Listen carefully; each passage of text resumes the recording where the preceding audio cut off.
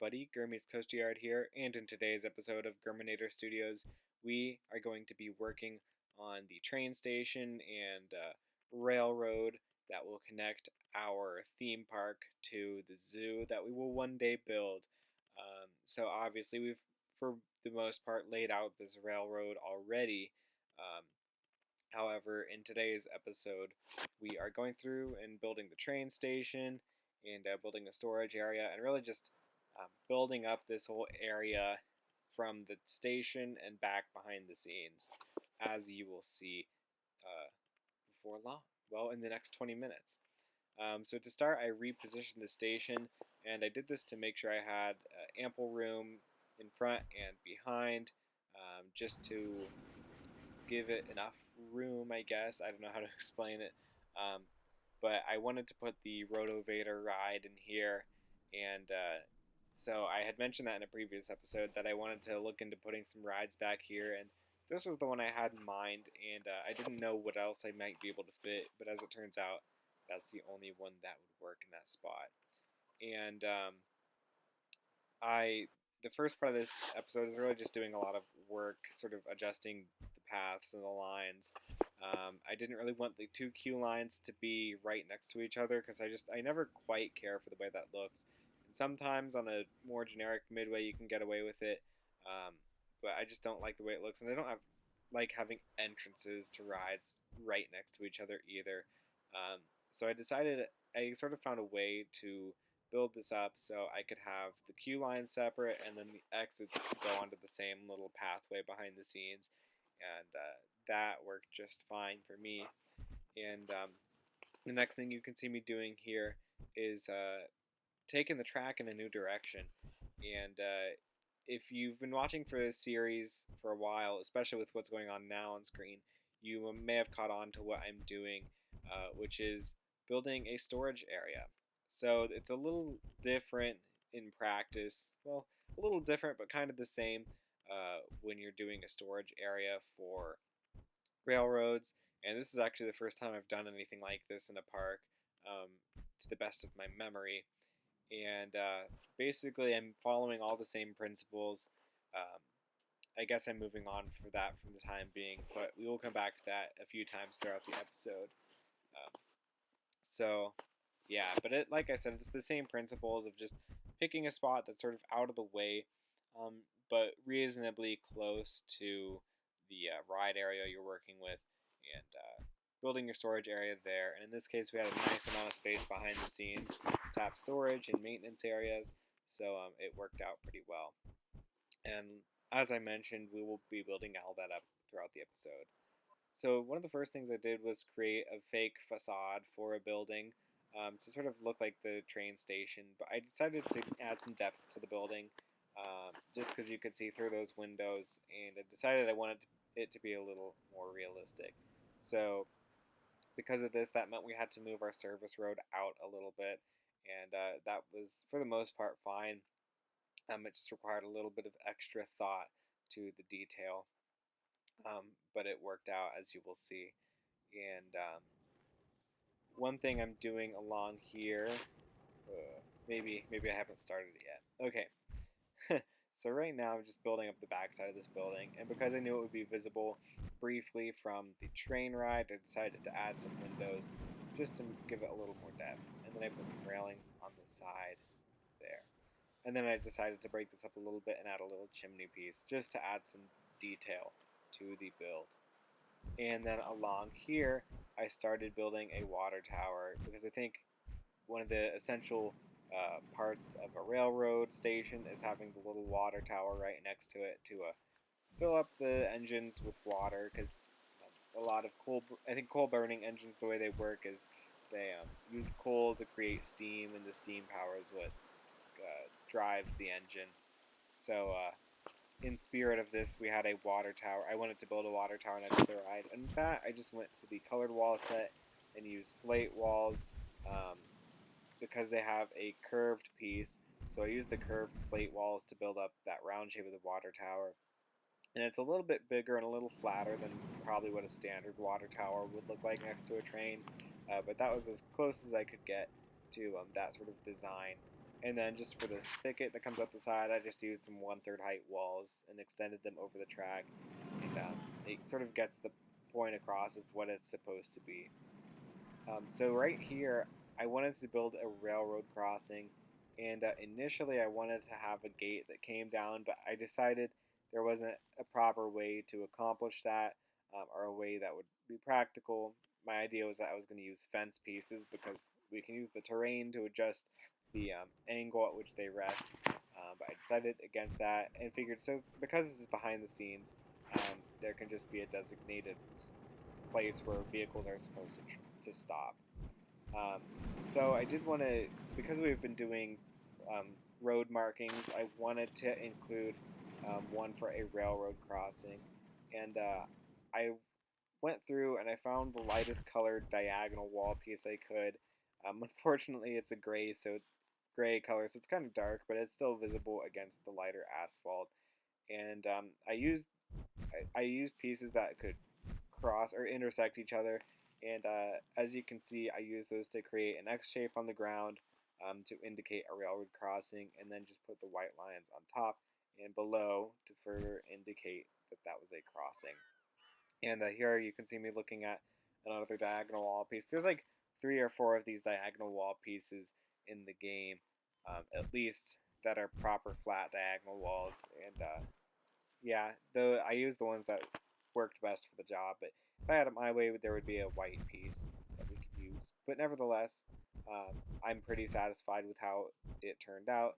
And of course, just to indicate different lanes directionally, I put some yellow pieces, yellow lines down the middle of the road. And we may go through at a later point and extend those yellow lines just to indicate two-way traffic. But because this is a private service road, beyond places like railroad crossings, I'm really not too concerned about how the traffic would move. Anyhow, to mask the behind the scenes areas to people who are on the railroad, at least areas that are behind the scenes with respect to the theme park, I decided to put in some trees here and make a sort of a makeshift forest. And once they get through the little overpass, where the road goes over top of the railroad, that's going to be a lot more open anyway. So I'm not concerned about masking the view of things from there, if that makes sense. Anyhow, so that's the bulk of what I'm doing here, and we'll do a little bit more with this in a little bit. But right now, where our storage area is, I decided, obviously I wanted it to double as a maintenance area, since this is where trains will be at the end of the night. So I decided to add a track along the backside where a train could be pulled out into the open, and this could be a spot where train cars are lifted onto or off of the tracks using a crane or anything along those lines.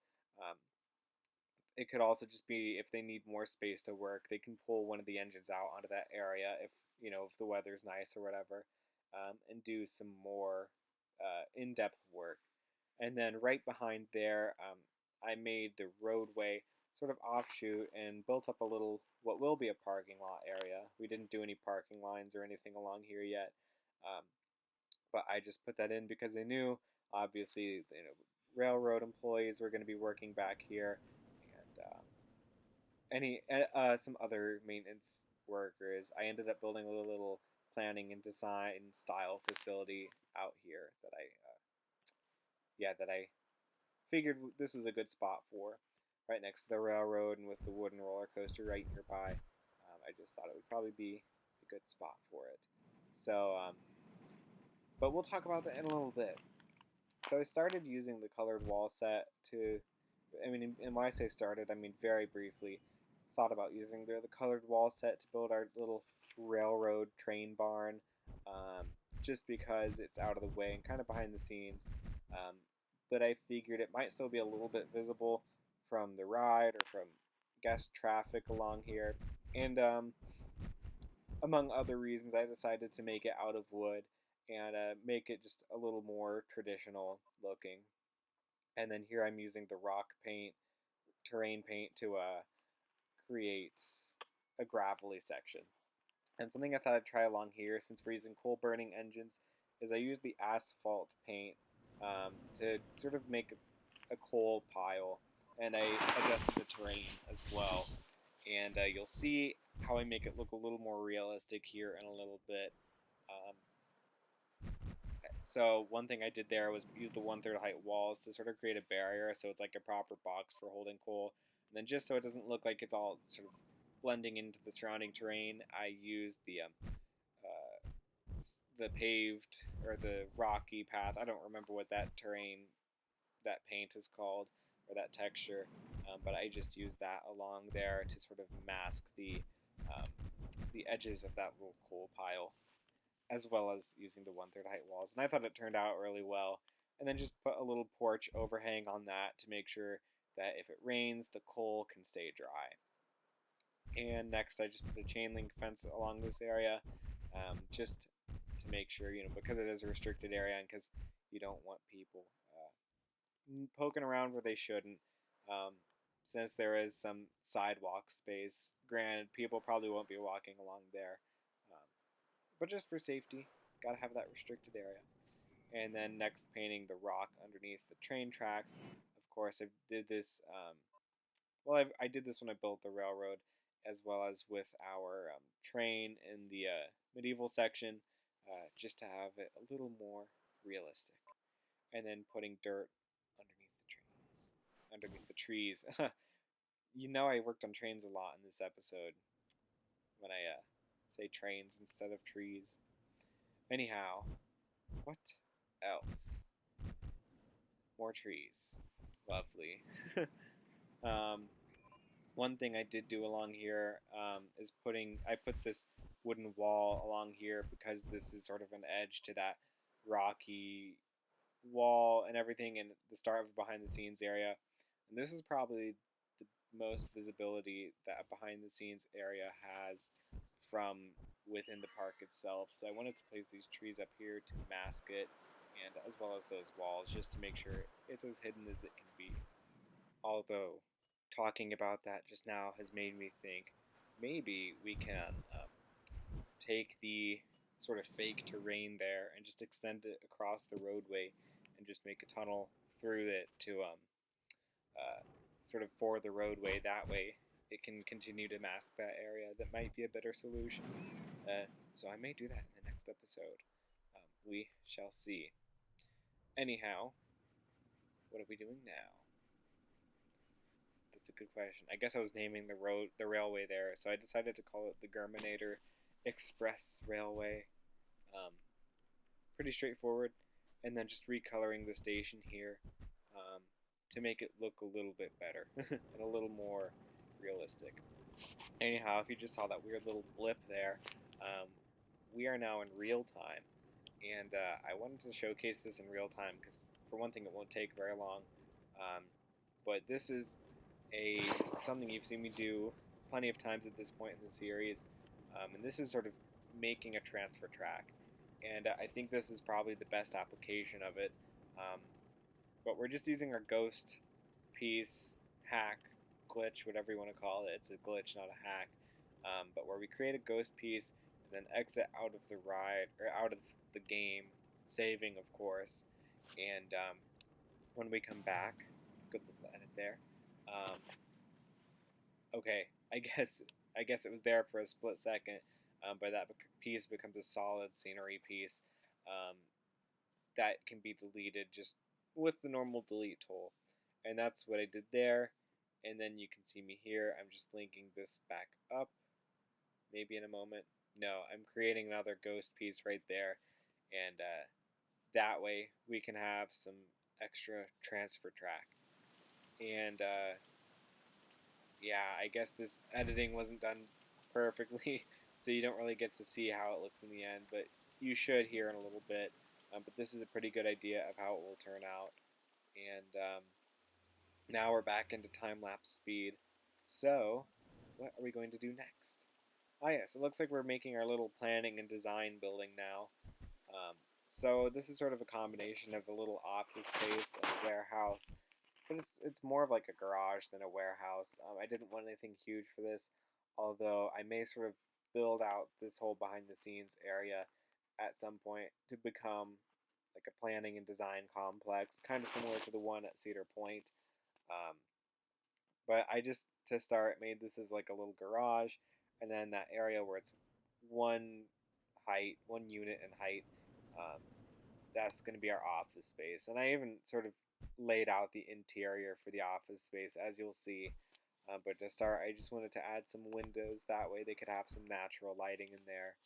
Um, and then before I worked on that, I decided to look for some scenery pieces that might fit in here, just to as sort of an Easter egg more than anything, but just to reiterate that it is sort of a warehouse for like a planning and design or whatever department, and that's what I'm doing here.